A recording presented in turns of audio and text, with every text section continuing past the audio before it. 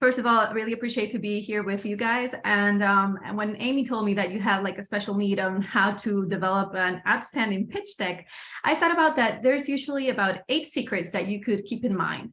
And one of them is that recalled me to a story that I heard a few days ago. I was doing an online course from Dean Graziosi.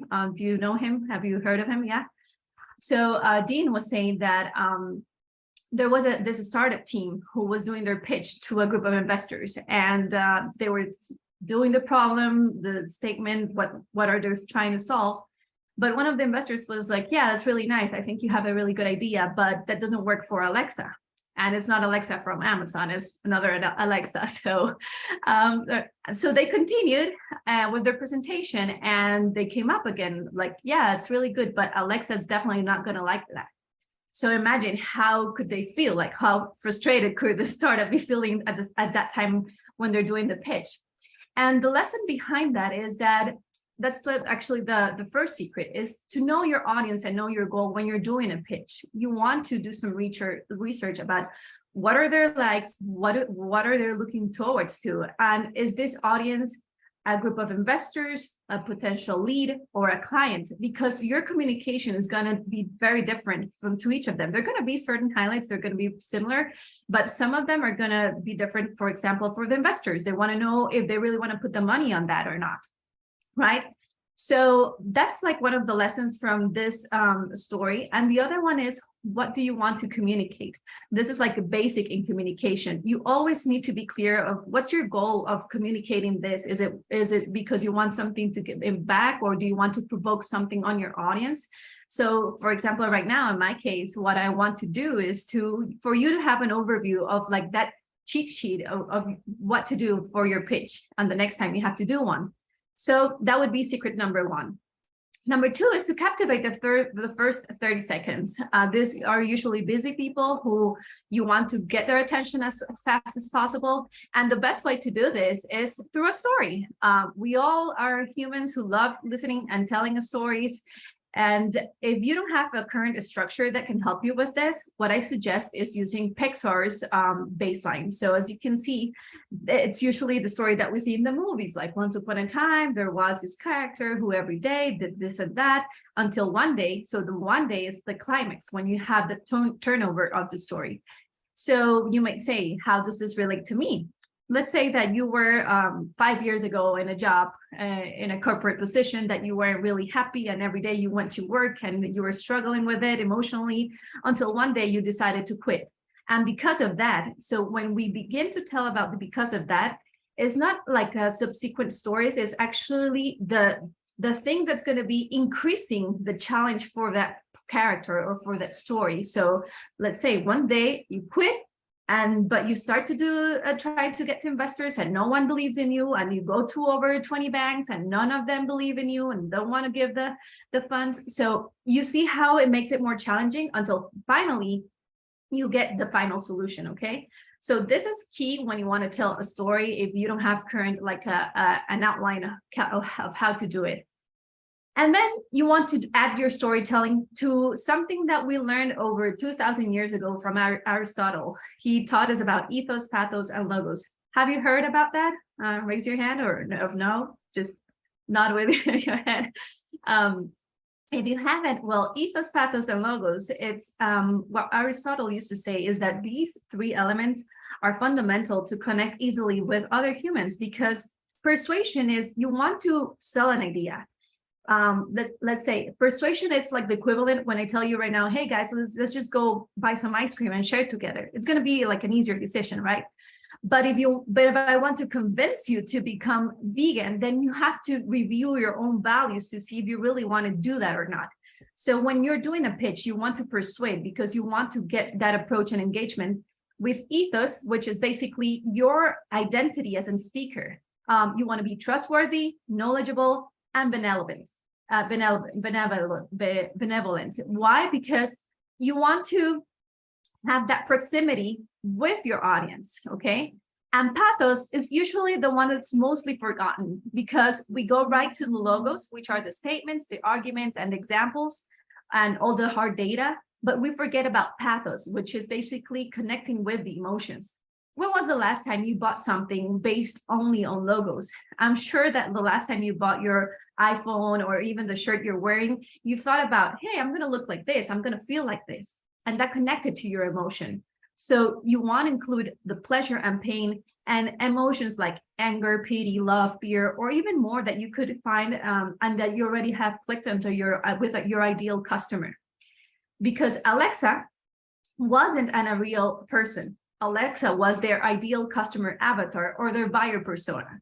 So the investors knew already, they made like the pre-filter, they knew that their avatar wasn't going to like that, because then the real customer wasn't going to buy it at all. Okay, so if you have an outline of your ideal customer avatar or your buyer persona, there are different ways how people call it in marketing, then it's going to be easier for you to do that approach. The fourth secret is to express your why. It's different to know your why than expressing your why. And this goes hand in hand with the story that you're telling. What makes you wake up every day and do this? So, for example, as Simon Sinek says, do you follow him? Do you know who he is? Yeah. So Simon talks about start with why. And then this is an example with regards to Apple. When Apple began to sell their computers, they didn't say, hey, buy the Mac. No, they did actually a commercial that was challenging the status quo, because that's what they believed in. And then they believed that challenging status quo and doing things differently was the way to connect with the values of the people that they wanted to reach to. How? Well, they're doing things beautifully designed and easy to use. And the result was the computer. Now we know that they have a whole wide range of products.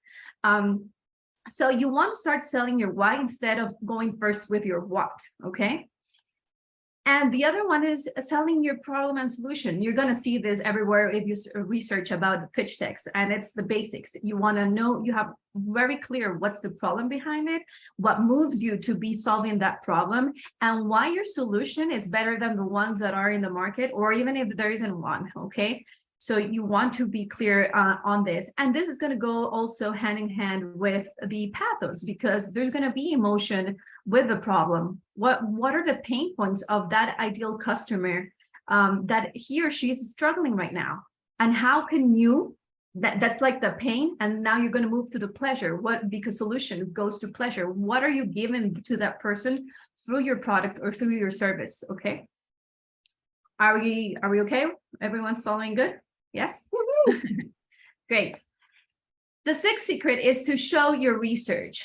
It's the same. You may know your research, you may have your research, but if you're in a pitch deck, you aren't given certain details such as the size of the market, the traction, how are you making the money? This is special for investors. If you're investable or scalable, this is also important for investors, your team, and practicing your FAQ. So let's go on in one-on-one. The size of the market, it's very important for people to know if there's an opportunity of growth in there. For example, for those of us who are in the coaching business, did you know that last year, the market size was of $20 billion, and it's projected to move on to double its size by 2030. So we're talking about 7 years of difference that it's going to double its size. So if we include this in our pitch deck, that's definitely going to be like that FOMO reaction, like, I don't want to miss this out. I want to be part of this, right? And the traction is to show the opportunity of your execution. So if you've already been doing this with some clients, show what's the behavior that you're already noticing, and how is this moving along. Let's say that you're selling a video game. And so you want to show the traction of how many people are playing the game, from which countries, how many hours are they staying playing on the game. That's part of the traction, okay? And if you haven't started yet, then do some research about it. Like, what is other people doing about it, that you can get some insight from there. How do you make the money? And this goes along with make sure you're investable, because sometimes remember that a great idea doesn't necessarily mean that's going to be a great business. So how are you scalable? And scalable means to have the opportunity of growth and sales without doing so much effort, okay? So it's also related with time. How are you managing that? And your team. if you're the only one right now in your business, that's okay. But if you're talking to an investor, they're going to ask, what are your weaknesses as well? And you have to be very transparent, because when you want to join people on your team, you want those weaknesses to be covered by those people, because you're going to have your strengths, but the other team is going to support you on those other areas that maybe you aren't very good at. And practice your FAQ, because there are always going to be questions. And sometimes this is like a tip for when you're like training to be a spokesperson. You can like keep some questions in hand, or say certain data behind your sleeve, because you know that it's going to be the first question that you're going to receive by you finish. And that's good, because you're going to have more control of what type of questions you could have. Okay. For example, one of them could be, you don't mention anything about your business model, and then the investor is going to ask about that. So you're already going to have that information. And then we're going to move on to the number 7. A secret number 7 is to keep it simple. Sometimes we want to put like so much on our slides and so many colors. No, try to keep it as much clean as possible, with little text, at least from 3 to 5 bullets, like just like kind of have it here, so it's easy to follow, and use like very simple colors, like 1, 2 fonts or colors. Don't abuse with that. And also be visual. If you have some graphics of the growth, then it's great to include them, and try to put the graphic on the tall size, not on the wide size. Okay, because it's different when you're showing the growth going up than going to horizontally. And use CTAs. What I mean with this is call to actions. You want to have call to actions that provoke an action with your audience. Okay, so let's say if you're talking to an investor, well, are you ready to invest? Or if you invest, this is what you're going to get. When can we start? Okay, so be more kind of confrontative in the good way. And last but not least, but sometimes it's very forgotten, is to be self-confident. And with this, it means to be careful of how you're managing your voice, your body language, and your inner beliefs. Because just like I'm mentioning here, you can have a great design on your PowerPoint presentation, but if you aren't aware of your voice, your body language, and your inner beliefs, don't expect outstanding results, because it's a whole package together. It's not just the PowerPoint, it's you as a speaker, what you're selling. Okay. And when I mean with the voice, sometimes we have certain speakers who can be like so insecure that you can hear like their pitch that goes like the tone of the pitch of their voice goes like up, like they're questioning something. So you are like, are you confirming this, or are you in doubt?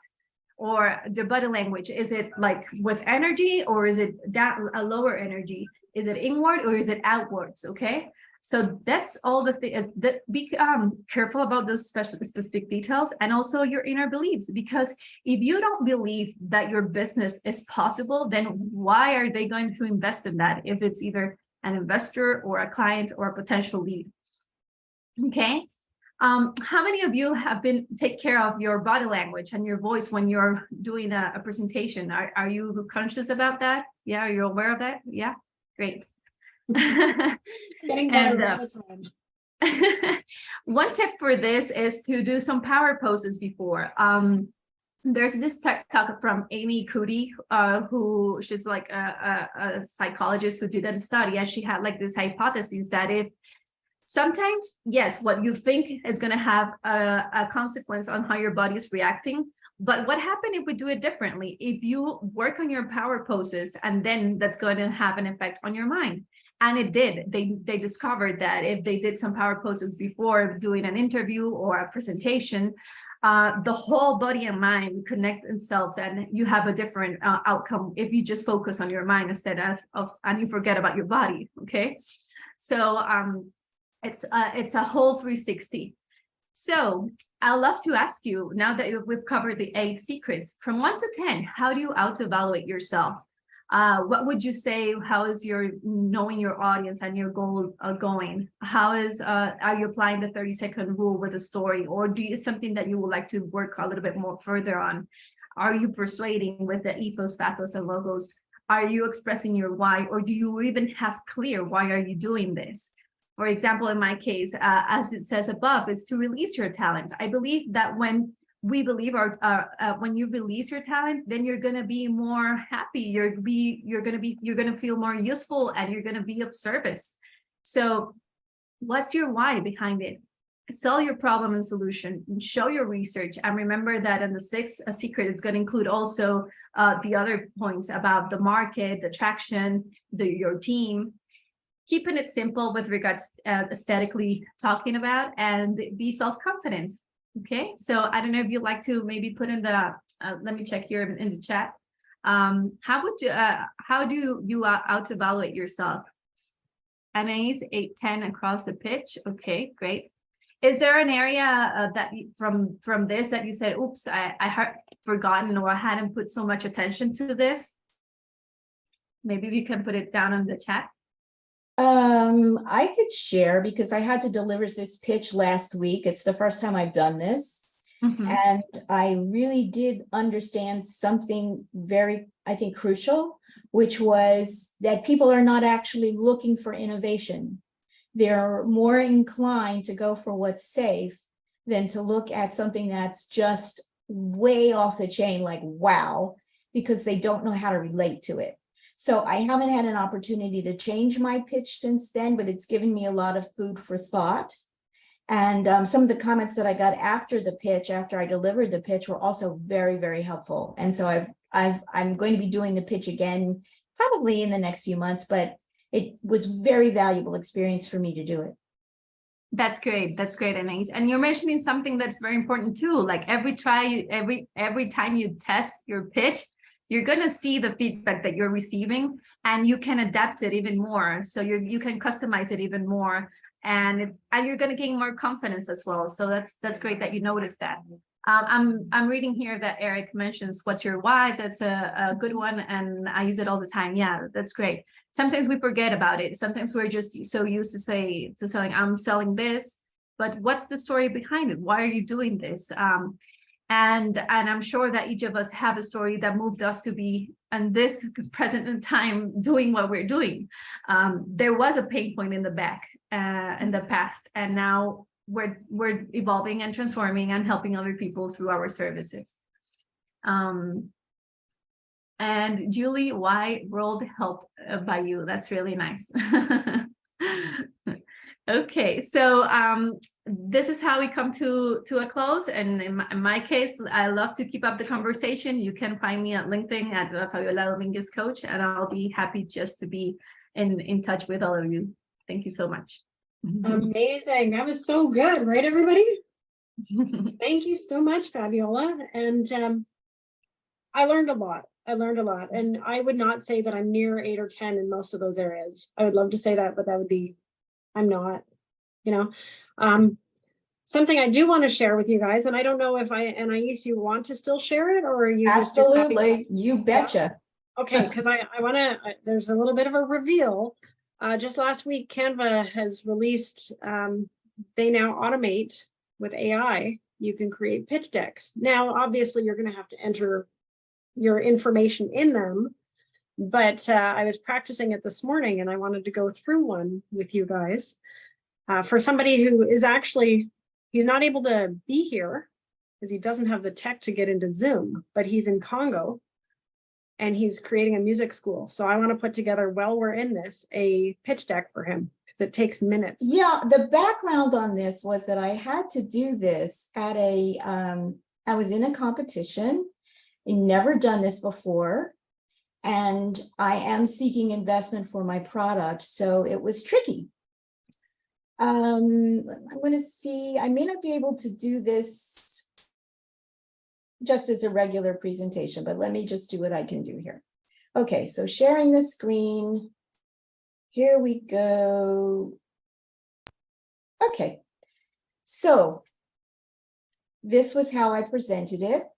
I'm Anais Salas. I am here to present to you information about my market disrupting holistic product innovation that can touch our world in every local marketplace. This is a new paradigm arrival designed for and dedicated to relieving pain, suffering, and human misery. I think, I don't know if you'll have time to go through the entire, speak it out. Slides. I was going to say go through the slides, and then Fabiola will give her feedback. Yeah, but it's just in case you were going to do a whole presentation with us. You know, you're talking about how to do it. So part of my thing was like, well, let me model how to do it. Now, the trick is how I get to show you how I get, there we go. Okay, so here we go. Second slide. You can read it. Third Yeah. slide. This is a case study of a woman with an antibiotic-resistant infection in her toe. She used my product. She'd been on medication for a month and nothing happened. In 3 days, she went from, that was what she looked at after 3 days, but this is where she started. So she had a hole in her toe and she began using our product, and she started taking pictures after 12 hours because the progress was blowing her mind. And day 3, she was all better. So this is based on my 33 years of experience. Here's where I've worked, what I've done. Here's what's going on right now. I'm talking about why it's market disrupting, why it's unique, how it's been tested and effective. And then I'm the first to market with something like this.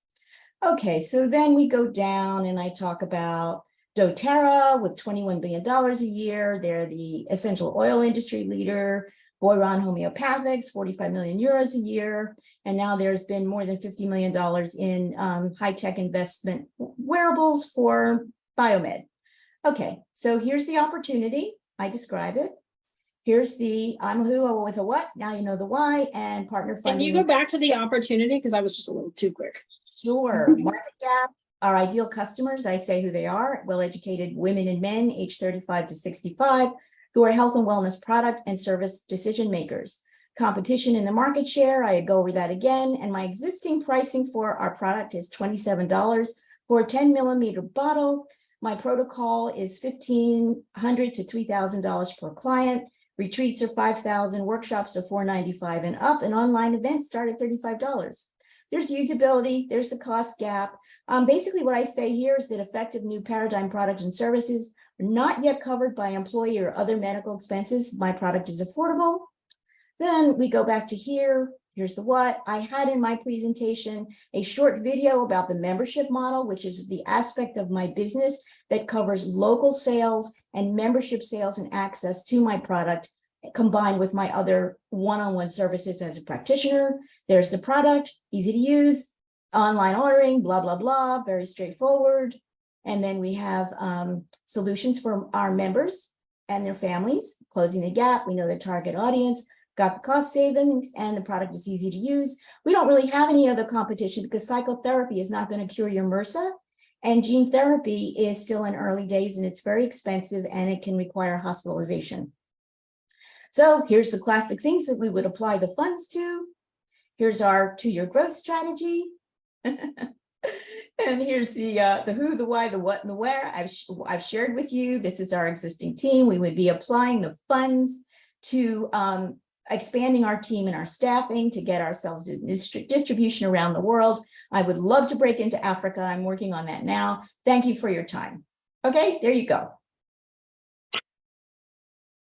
Thank you so much, Elaine. Thank you. Can I go right away? Yeah, you go right away. I mean, I had 3 minutes and that was like the biggest challenge ever, but sure. What do you got? Do you want me to first of all, thank you so much for sharing. I know it's not easy. The first thing is, raise your hand for those who were caught your attention, the story about the thing that was having the patient that was struggling with their skin, right? So I would begin with that, Anise. You have such a potential of that story. As I remember the secret number 2, start with a story. So captivate the first 30 seconds with that story, and you can even deep dive a little bit further, like how long was she handling with this situation, what's her name, what's her age, where does she live? Well, let me just say I did that in the actual pitch based on the slides, but I wasn't going to do it here because we don't have the time. Yeah, but actually to begin with that, okay? So first of all, I would say to have a cover slide. The cover slide is like what's like with, if you have a logo, then put the logo, and just like a title that's catchy, that has even a call to action. Okay, there's like a whole other masterclass about titles, or headlines, but it's basically to put like your logo with, or even like if you have a slogan or a statement like about the purpose of what you're doing it, then just to have a cover slide. That's like the first one. And I would suggest to narrow your presentation to about 12 slides, because the pitch doesn't have to have so many slides, but also to fragment a little bit, because you might have like too much text in a few of the slides, and that information can get lost because the eye doesn't know where to go at, okay? So first, cover slide. 2, start with the story from this patient. And 3 is, to use a text that, remember to keep it simple so it's easier to flow, to read, to have at least from 3 to 5 bullet points about. So if you want to talk about your product, you had to slide it from your product way down. So move it up, okay? Because at first I wasn't very clear, and I want to ask the team if you are clear about what you were selling. I wasn't sure if you're like, is it a holistic coaching approach or is it a product per se?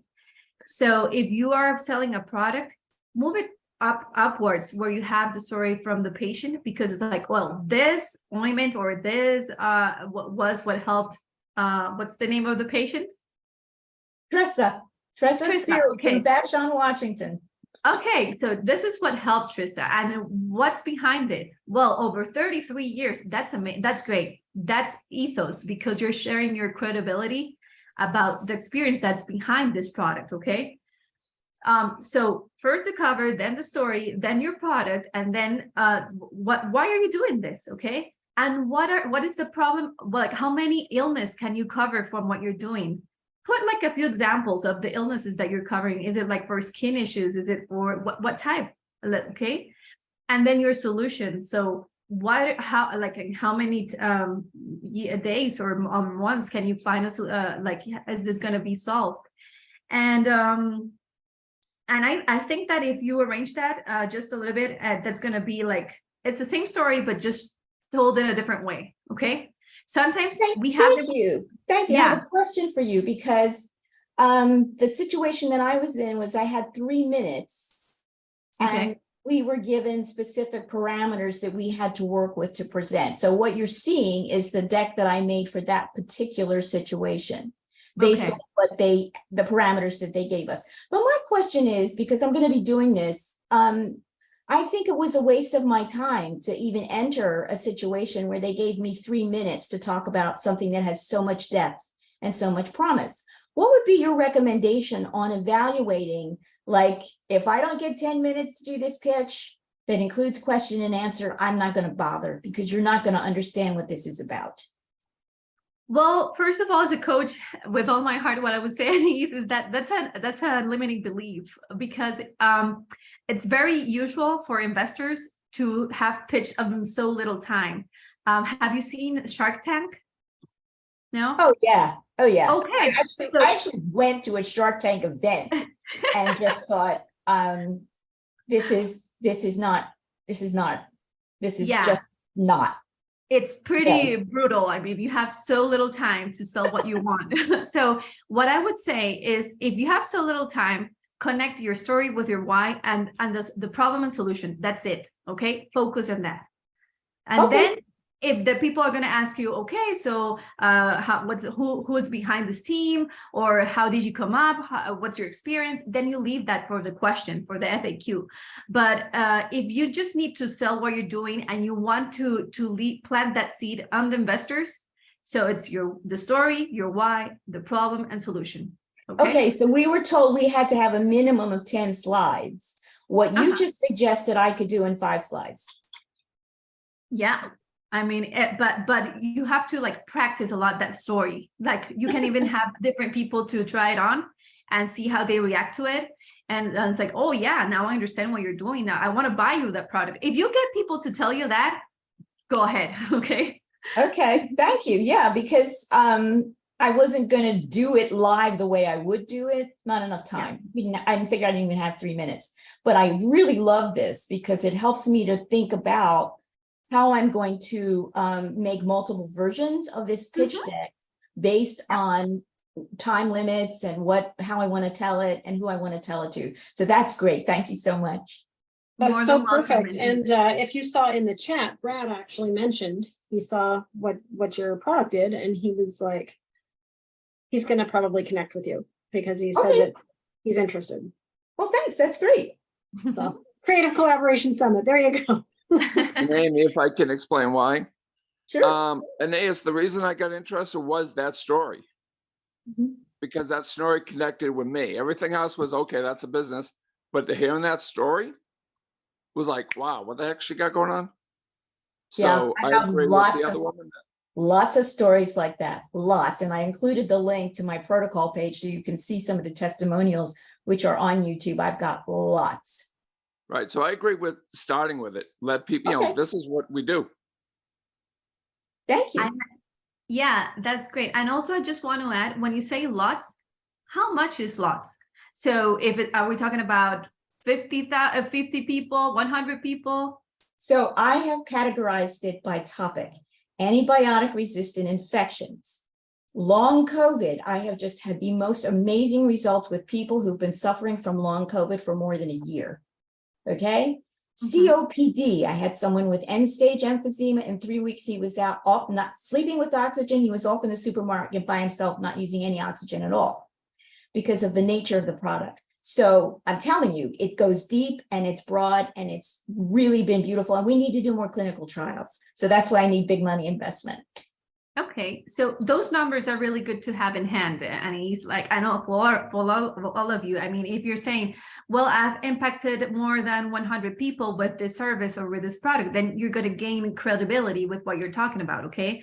Or I have helped with post-COVID, then on this and this and this, people are going to have more interest in what you're doing, okay? Yeah, I've been doing this for 33 years. I've been doing it around the world. I worked alongside doctors in hospitals with cancer, with burn patients. This is where this is coming from. And thankfully, I just got interviewed for Forbes this week. So maybe. Wow. Maybe. Yeah, it's tough. It's tough. Well, Because great. I mean, one of the things I shared in the pitch was people were saying, oh, you must feel so frustrated. I said, no. Do you remember Orville and Wilbur Wright? There was no aviation industry before they did what they did. Yeah. And I feel like the Wright sister. Yeah. I'm creating a space for something that is absolutely spanking brand new. That's a good pitch, you see? Beautiful. So how many slides would be in a pitch deck? About 12. It's like a good number because you want to have the cover and the end. So kind of like very similar with the branding and the last one you want to put like your contact where people can reach out to you.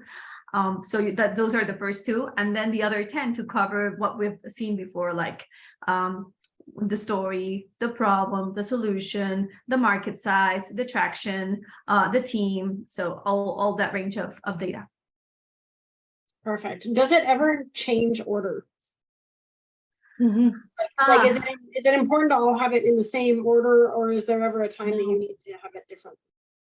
Well, it's going to depend on your objective and the audience and the goal of the conversation, because if it's to create the first approach and the first awareness, it's better to use this order. And actually, it's a great question, Amy. On communication, the order does matter because I could, let me give you an example as a journalist. When you read the news, you start reading right away what happened. Right? So storytelling is the opposite. It builds the story up until you get to know what happened. So it creates a different sensation if you read something right away of what happened, what, when, where, why, what, and why, and how. That's actually called the 5W plus H. And versus if you work on storytelling, that's you're going to add details and certain things that if you want to be like really quick and you want to have like the precise information, then you're going to want to work more on a journalistic approach. You see like the difference? It's what's behind what you're telling. What's your purpose behind the way you're telling it? Makes sense. Well, my friend, you made it to the end of the video, so good for you. Before you go, just make sure that you click the Surprise Me button at the bottom of this because it's going to take you to a whole new place. I put different links inside there so you get different things every time. And guess what? If you click the subscribe button as well, you'll get a chance to be part of my adventure and level yourself up while you go at it. So Stick around, have fun, become the best version of you that you can be, and we will enjoy our lives together. Peace out.